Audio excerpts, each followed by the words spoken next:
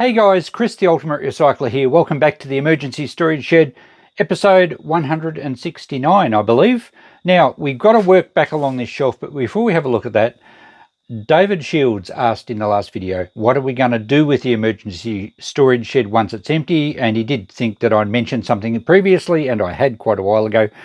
And I've talked about setting up my lathe in here. Now, I have a lathe that I got out of a workshop a while back. There was a playlist on that series as well. It's buried in the carport along with a lot of other farm stuff. You wouldn't expect anything else from me, would you? Piles of stuff everywhere. But I do have an aim of setting up this as part of my workshop. I did show a plan in one of my episodes. I should find that again. I might do that soon, and we'll talk about how it should be laid out. There's a wall here between this room and my main shed, but I can actually gain about 8 to 10 inches because it's a double wall at the moment. In fact, this side wall was the original sliding doors to the shed. So we'll be streamlining the shed. We'll be getting as much space as we can. And given that we're likely to be finishing up at the shop soon, I'm hoping to turn this shed into something really flash. A great repair everything shed, all organised and neat. You know, we all have dreams, don't we? But I will be spending a lot more time here. We will be getting a lot of the junk out of the road and actually setting up, which I started to do before we found out our shop was going to be for sale. So like everything, I kind of have a plan of where to go, and then something hits me from left field and totally takes me off track. I guess that's life, isn't it? Enough chatter. Let's look at what we've got to do today and hopefully make some more space on that shelf behind me. Looking from the back of the shed now, and we're getting quite a long way. We're nearly halfway along this shelf, and I've kept it empty. I will be stacking some stuff back on here to help me get organised, but at the moment I want to kind of leave it empty. There's a bit of other clutter in this room, like some heaters. Now that the weather's getting cooler, I can fix them up and sell them. That's a Rinnai gas heater that runs off LPG, the bottled gas. And I've got another one of those somewhere, and they're quite expensive. I think I'll throw them on eBay and move them on once the weather gets a little colder. Timing is everything with selling heaters. This week, we're going to look in that kettle box. I'm pretty sure it's not kettles. And sort out the rest of this stuff on the shelf. Now, let's have a quick look now. Some of the stuff I'm keeping, hang on, I'll zoom back a bit. We're a bit close. There we go. This is just an LCD computer monitor, nothing flash, it's only VGA input. I keep it for testing things, and I used it just the other day to test a server I had, so I will hang on to that. This Lenisher and grinder, I think it's just a Timberwork sort of sanding belt thing. It's only a cheapie. I think I'll sell it. I was going to use it, but it's going to be a long time before I get around to having space for it and doing any woodwork, and when that time comes along I think I'll buy a better one, so we'll probably sell that. The Makita, what's this? I think it's an orbital sander. I do like my Makita stuff. I'll probably hang on to that one because it's a good brand and I think it was in near new condition. There's a keyboard here I use for testing. There's a Stanley bench plane. Well, I will hang on to that. These items here, the Philips CD cassette radio, I've got a sticker on it that says the cassette doesn't work, which is typical. I don't want to keep it, but I'm going to fix it. So I might even get onto a repair video shortly. The fact that the shop hasn't sold straight away and it's on the market now at a fairly high price, I think we've got a bit more time. So I know most of my videos have been unboxings, one after the other, both here and at the shop. Let's try and get a quick repair video in. I'll do that soon. This isolation transformer, it's a homemade one. It's quite a vintage one. Now, Hugh Jeffries emailed me about that one. He's interested in that. Hugh has his own tech channel on modern tech, phones and everything. I'm not sure what he wants to do with that one, but I'll work out if that goes and email Hugh about it. The lovely old oscilloscope here, I love this. It's a great old piece. It's just so cool looking, vintage tech at its best. I haven't actually fired it up. Maybe we'll see if it works. I don't really have a use for it. I have got a modern oscilloscope and I still really don't know how to use it very well. I think I'll just sell this. And that will clear up. Oh, what's this? I think this is an all-in-one computer back here. HP Pavilion. I don't really need that. We'll work out what to do with that when we get to it. Okay. First thing, I guess, today. Big introduction today, isn't it? Let's get this. Oh, let's have a look now. What is in it? It's too heavy for a kettle. And it's, oh, old films, that's right. We got these from somewhere. House lot we did, a shed. I'm not sure if they're home recordings or commercial films. We might have to try and rig up a projector and see what's on them. Yeah, okay, maybe that's this week's video. Discovering what's on old films. Okay, it's the next morning. I'm fully recharged with coffee. Well, maybe not fully, but I've got some in my system. I've taken Coco for a walk. It's time to get into this box. I had a quick peek in last night before I finished up in here, and they're not actually films. They're audio. They're reel-to-reel tapes. Although I did find this one here sitting on the shelf next to it, and this is an old film. I think it's an 8mm, but it's totally unknown what's on it. I think these have an audio track as well. I'm not sure on that, so I'll have to get a projector for that one. All these others, I didn't go too far into the box, but I just had a look, and they're all, well, I think they're all audio tapes. This one is Moving with Nancy Sinatra, Moving with Nancy. So that's a commercial one that might have a market. It might sell on eBay, I don't know. This one says Hair by Moog. I have no idea what Moog is. Hair, of course, was a, back in the 60s or this sort of era, was a musical, or was it a musical as such? Something like that. And I don't know what Moog is though, unless Moog was a band. How does that open? Oh, I can't get that one open. It feels like there's something in there. Well, there obviously is a tape in there.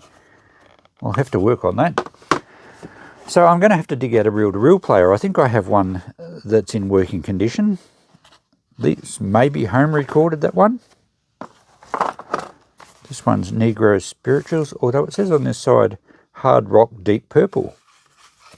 So maybe that's home recorded. Not sure. Here's another one that says Moog, and this is about as far as I got when I had a peek in the box last night. I have no idea what Moog means. Oh, that says demo tape. Interesting. If Moog was a famous band, which is unlikely, I haven't heard of them, a demo tape might be quite valuable. It's a shame it doesn't say Beatles demo tape. 3 hours of easy listening. Yep, that looks like the original. So they may have a market on eBay. I'm not sure. I'll have to check that. They'll certainly sell through the shop. Probably have to keep them fairly cheap, I would imagine. There's an empty reel. First tape made. Don't know what that means. Well, other than it's the first tape they made. I don't know if it's a home recording. I'll have to have a listen to that. And there's a heap of other of these cases, and I don't know how to open them. Oh, there we go. The other one might be just jammed. So, blank tape. Oh no, what's it say here? Gary Glitter, Dave Clark, Neil Diamond, Dave Clark. So it's obviously been home recorded. World's Greatest Popular Piano Concertos. And what do we got down the bottom? Another home recorded one, Military Bands, TDK. I guess this is like when I was young we had cassette tapes. I never really had a reel-to-reel player. I've not really ever used one. That might be still a blank tape. Party tape. What's that say there? Can't make that out. Apache something. So back in the day we used to have mixed tapes where you'd record off the radio even though you weren't supposed to, and you'd make up a tape of all your favourite songs as a party tape, or you'd give it to a mate. You couldn't ask for a better gift than someone doing a mixed tape for you. Mixed selection. Okay, so they're home recorded ones, and it'd be interesting to see what films, what songs they have on them. I'm presuming they're going to be sort of 60s, maybe 70s era stuff. One more on the bottom, and that one's one side Gary Glitter and Neil Diamond. All right, well that's probably, what's that, 70s? Okay, well I better dig out a reel-to-reel player, see if we can get some of these playing just to see what they're like. I guess they've got a market. And then I'll have to dig out, I've got an old projector here that was dropped off for e-waste that apparently works. Never ever had it out of the case, so it'd be interesting to see what's on that one. I don't have a spare spool though to run it onto. Not sure how we're going to go there. All right, I'll go and get the reel-to-reel player and we'll have a bit of a play. A couple of hours later, and I've wasted a couple of hours. I'm trying to get this reel-to-reel player to go. It came from the op shop quite a while ago, and it's a good one. I've put it aside because I think it's quite valuable. And I ran into the guy. He came into the shop and he asked me about it, and he said he dropped it down to the charity shop, and I said, well, I ended up with it. He said it used to work, but unfortunately it's probably been sitting for a long time. Now, I've taken a while to kind of nut it out, how to thread it and everything. I think I've got it right. And the capstan there's spinning, but the pinch roller seems to be having a problem, as in when I press play, it comes into gear, but the tape's only just turned and the pinch roller's not turning. I think it's supposed to spin, so before we damage the tape. I think I've got it threaded correctly. It rewinds and fast forwards and does everything else it's supposed to. So we're going to give up on this. I'll rewind this back onto the proper reel. I don't know why that's so slow. I'd say probably all the belts are a bit old and perished. It probably needs a good lube. Might be a good restoration project at some stage. I can hear a humming through the speakers. I've got it hooked up to my amp, so I know the amplifier's working, and everything else appears to go, except, yeah, the belts have got a problem. Alright, I might have to rewind that manually, or maybe it'll free up a bit. But it does mean we're not going to be able to test these tapes. I'll just have to sell them as they are. So here they all are. I'll take these to the shop and sell them probably as one bulk lot, I think. I did a search on the pre-recorded ones, and I think the Nancy Sinatra one would probably do okay, maybe $20 or $30 based on what I saw. But they do sell quite well. Mostly, I didn't see any in Australia, I don't think, mostly overseas. All the home recorded ones should be pretty interesting for someone that's got a reel-to-reel player and likes playing music on these reels. The demo one and these other ones, real mystery. I don't know what's on them. Might even be a blank one, the 2DK. So that'll be lucky dip for someone, and same with those ones. So there we go, and there's one blank one, which of course you need to put the tape across while you're playing it. I'll leave this movie one for another time because I think I've got another box of old movies and I need to find and set up a projector. I don't have time to do that today. At least we had a bit of a go at these, but I'm going to sell them as one lot, pretty well untested. Put them in the shop for, I don't know, maybe $60 a lot or something like that. I might make them available to subscribers who become members. Now there you go, that's something you haven't heard me say. I'm about to set up some sort of membership on my channel. I'll talk about that very soon. Don't worry, you won't, if you don't want to. I'm not asking people to pay unless they want to. We'll go into much more detail shortly, but nothing will be paywalled. You'll still be able to watch all my videos for free.